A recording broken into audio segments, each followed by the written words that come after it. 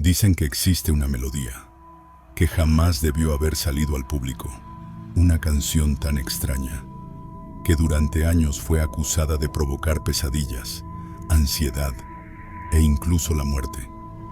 No pertenecía a una película de terror, no provenía de un antiguo ritual, ni estaba escondida en la Deep Web. Formaba parte de uno de los videojuegos más famosos de todos los tiempos, Pokémon. Durante décadas, miles de personas aseguraron que algo no estaba bien con aquella música.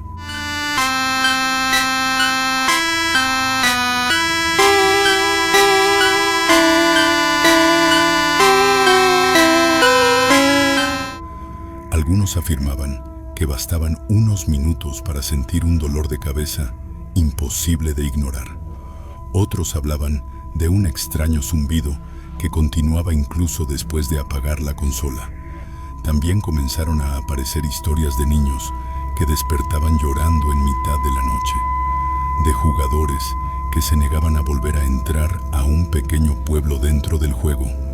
Y poco a poco, la historia comenzó a crecer, hasta que apareció el rumor más perturbador de todos, que más de 200 niños japoneses habían perdido la vida pocos días después del lanzamiento del juego, todo por culpa de una simple melodía. Nadie sabía si aquello era cierto, pero tampoco parecía haber alguien capaz de desmentirlo.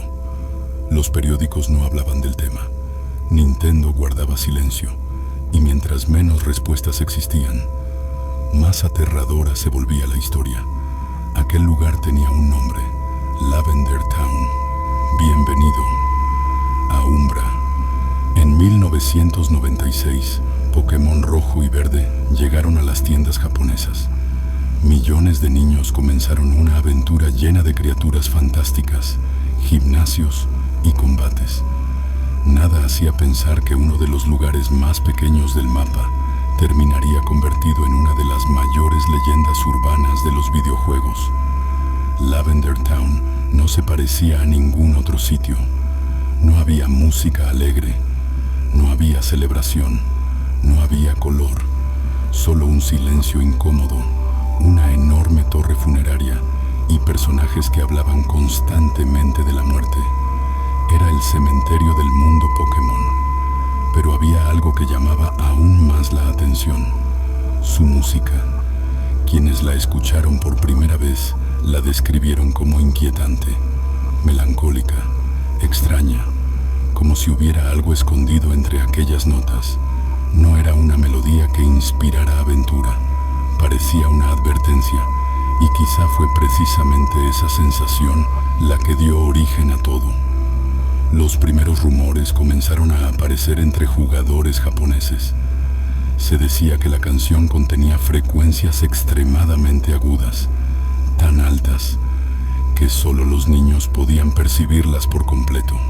Aquellas frecuencias, según la historia, alteraban el cerebro.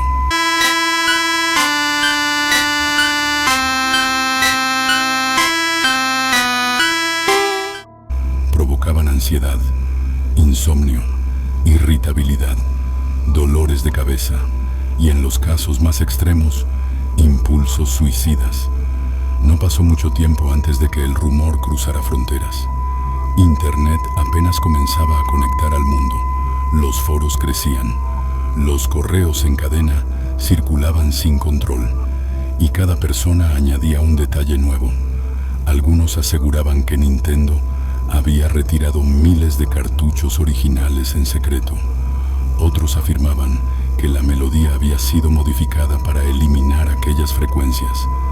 También comenzaron a aparecer supuestos documentos filtrados, historias de empleados que nunca pudieron comprobarse, y listas con nombres de presuntas víctimas que jamás fueron verificadas. Pero el misterio no terminaba ahí. Había quienes aseguraban que la música era solo una parte del problema.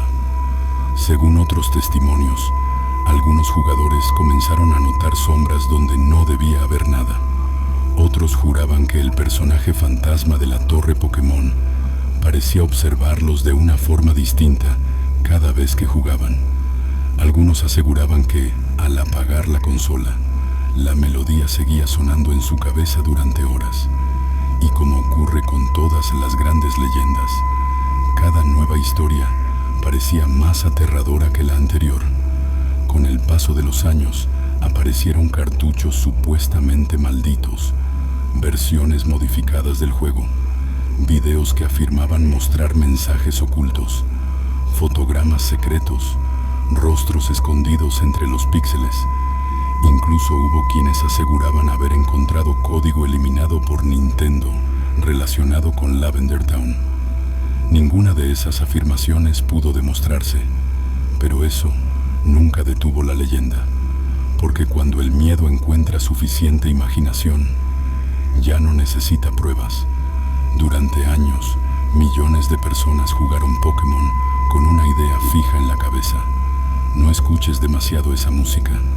Y esa simple advertencia bastó para que muchos comenzaran a experimentar exactamente lo que esperaban sentir: dolores de cabeza, incomodidad, nerviosismo.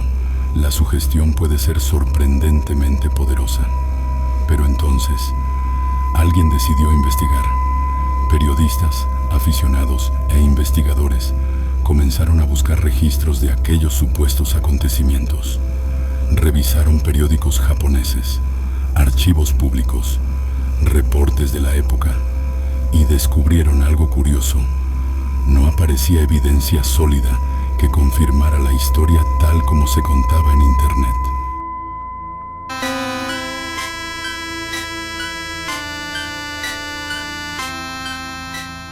Tampoco existía un comunicado oficial de Nintendo reconociendo que la música hubiera provocado daños. Lo que sí parece cierto es que la versión japonesa utilizaba notas más agudas que las ediciones posteriores, y que algunos cambios musicales se realizaron con el tiempo. Sin embargo, nunca se explicó oficialmente si esos cambios respondían únicamente a decisiones creativas o a otros motivos. Así nació una pregunta que sigue dividiendo opiniones hasta hoy. ¿Fue todo simplemente un creepypasta que mezcló un escenario lúgubre, una melodía inusual y la imaginación colectiva? ¿O el paso del tiempo borró parte de una historia que jamás llegó a documentarse por completo? Probablemente nunca lo sabremos. Lo único indiscutible es que Lavender Town consiguió algo que muy pocos videojuegos han logrado: transformar un pequeño pueblo ficticio en un lugar que todavía hoy provoca inquietud a quienes escuchan su nombre. Quizá el verdadero misterio nunca estuvo en las notas de aquella canción, sino en el efecto que produjo sobre millones de personas, porque a veces las historias más aterradoras no necesitan ser completamente ciertas para dejar una huella imborrable. ¿Y tú, qué piensas? ¿Lavender Town fue únicamente una leyenda nacida en Internet? ¿O crees que todavía quedan piezas de esta historia que nunca llegaron a conocerse? Déjamelo en los comentarios. Y si disfrutas documentales donde exploramos los grandes misterios de la historia, de Internet y de aquello que parece desafiar toda explicación, suscríbete a Umbra, porque algunas sombras no siempre esconden respuestas. A veces solo esconden más preguntas.